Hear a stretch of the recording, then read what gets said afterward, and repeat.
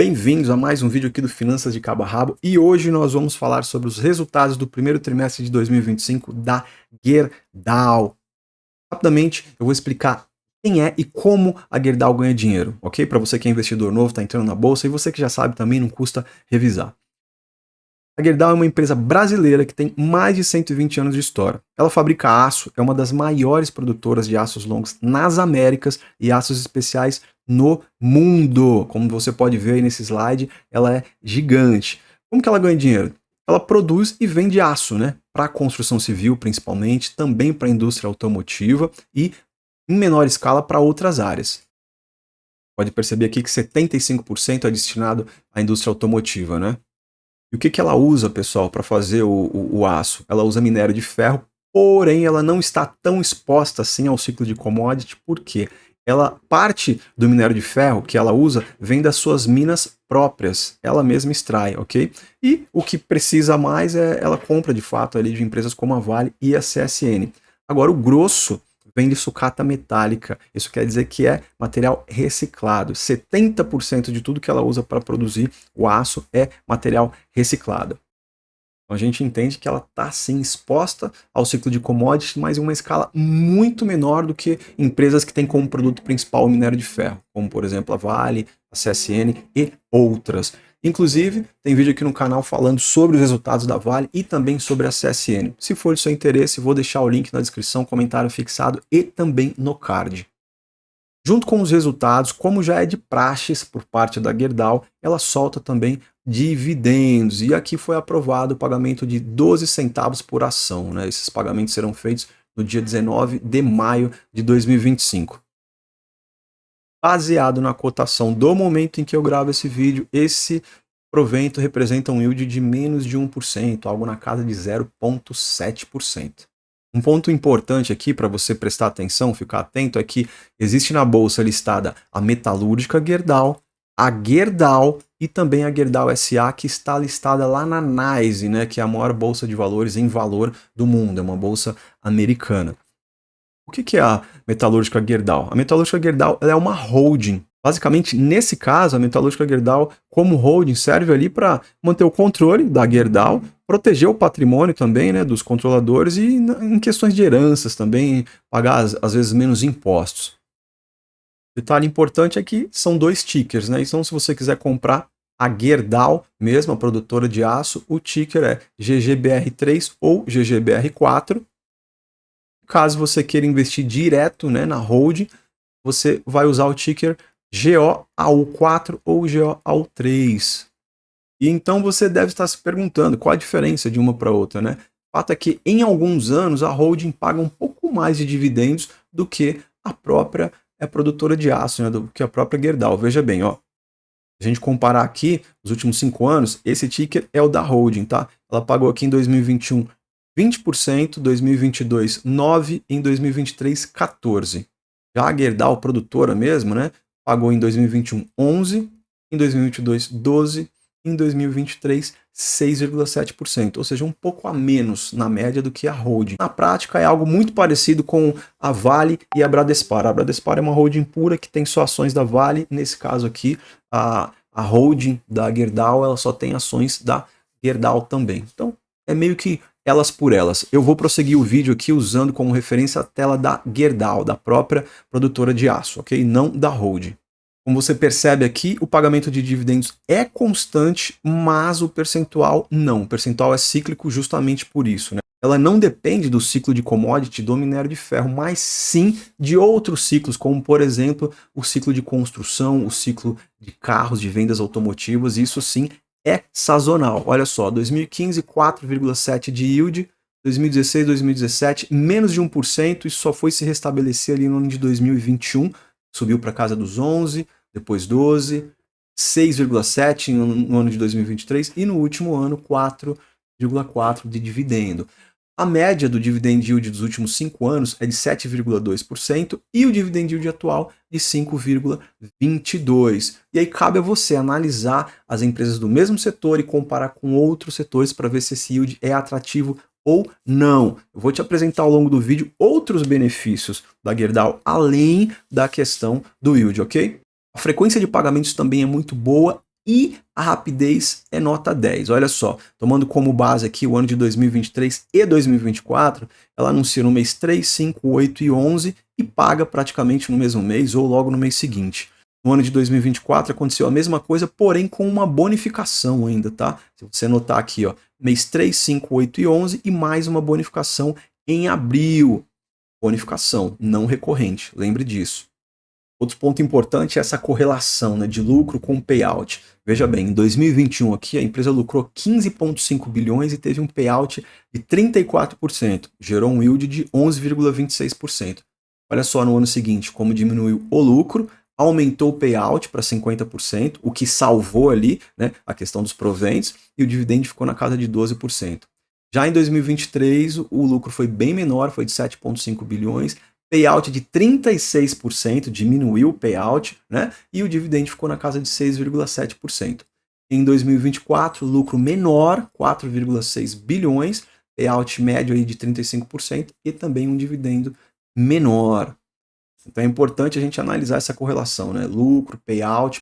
O payout, se você não sabe, refere-se à parte do lucro da empresa que ela destina para pagar, para dividir com os acionistas, né? Quanto mais alto o payout, melhor, né? Agora eu vou entrar na parte que, para mim, na minha modesta opinião, é a melhor parte do vídeo. Eu vou explicar o porquê. A gente vai falar agora sobre o programa de recompra de ações. O que isso significa, pessoal? A Gerdau criou um programa aí para recomprar suas próprias ações, ou seja, as ações que estavam listadas na bolsa, ela recomprou uma parte, né? Algo na casa de 28,5 milhões de ações, né? Tanto da GGBR3 como da GGBR4. E nessa brincadeira de recompra, ela gastou aí 444 milhões. E o que ela fez? A partir do momento que ela comprou essas ações, ela cancelou uma parte dessas ações, ou seja, ela tirou de circulação, as ações passaram a não existir mais, só que isso não diminuiu o valor da empresa. Trocando em miúdos, falando no português claro, isso significa que com menos ações no mercado, cada ação fica mais valiosa. É como se tivesse um bolo e você tivesse que dividir a princípio esse bolo em 10 pedaços e desse um pedaço para cada um. De repente você vai precisar dividir o bolo só em 8 pedaços e para 8 pessoas, ou seja, é o mesmo bolo, só que em pedaços maiores para as pessoas. Isso ajuda o quê? Tecnicamente falando, vai ajudar a aumentar o lucro por ação, o LPA, né? E isso geralmente valoriza as ações. Por que eu falo que isso é ouro, gente, em todas as empresas que recompram as ações? Porque mostra explicitamente que a empresa acredita, né? Primeiro que as ações estão baratas e que ela acredita no propósito da empresa, tá até com dinheiro sobrando. Por quê? Ela recompra as ações depois de investir tudo que tem que investir em CAPEX, né? E isso, juntamente com os dividendos pagos, né, com os proventos pagos, é uma forma, assim, de devolver valor ao acionista. Portanto, fica um ponto de reflexão. Sempre que você observar, não somente na Gerdau, mas em qualquer outra ação em que os próprios controladores estão comprando, é o famoso skin in the game. Eles estão colocando a pele em risco porque acreditam na empresa. Então esse para mim é ouro, é um ponto hiper positivo. Agora vamos entrar na parte dos resultados de fato, né? Esse gráfico aqui mostra que a Gerdau vendeu, né, 17,4 bilhões no primeiro trimestre de 2025, 3,3% a mais que o último trimestre, né, que foi no final de 2024. O problema aqui, o calcanhar de Aquiles, a trave, é que os custos também subiram na casa de 4,2%. Né? Isso principalmente porque o dólar ficou mais caro e eles também venderam mais. Então, se a gente observar o lucro bruto, o que é o lucro bruto? É o que sobra depois de pagar o custo de todos os custos das vendas. Né? O lucro bruto ele caiu, né?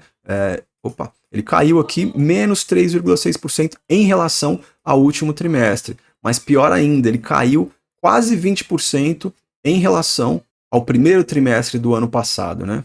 Então, para ficar claro que essa parte, no final das contas, a Gerdau ela vendeu mais, então um ponto positivo, mas ela gastou mais para produzir. Então o lucro bruto caiu.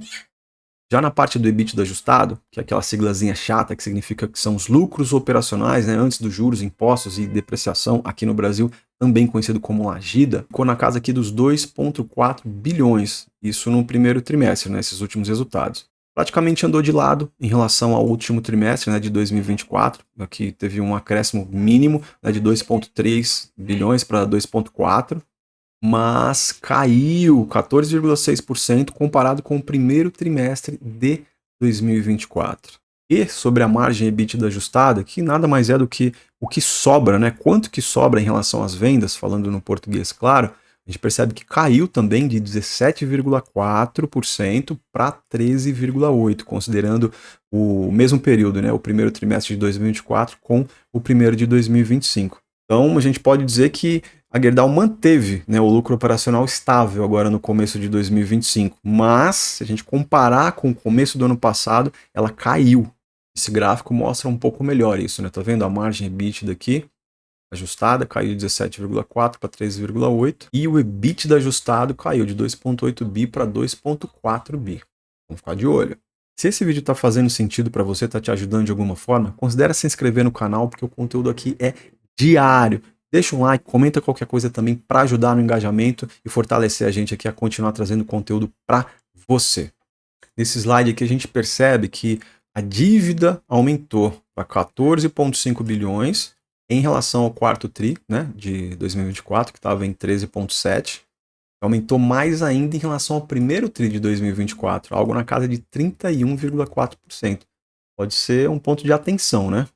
Eu sempre falo que é importante a gente estar atento aos fatos macroeconômicos, entender um pouquinho de economia, porque isso reflete desde o pãozinho da padaria que você compra até as ações que você pretende inserir na tua carteira. Então, boa parte do aumento dessa dívida se refere por conta da desvalorização do real em relação ao dólar, né?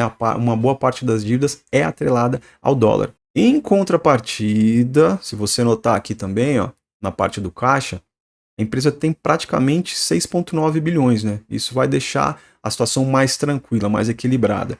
Se a gente fizer a subtração, né, ou seja, se a gente descontar o que ela tem de dívida em relação aos 6,9 bilhões que ela tem em caixa, o que sobra a ser pago, né, é 7,6 bilhões.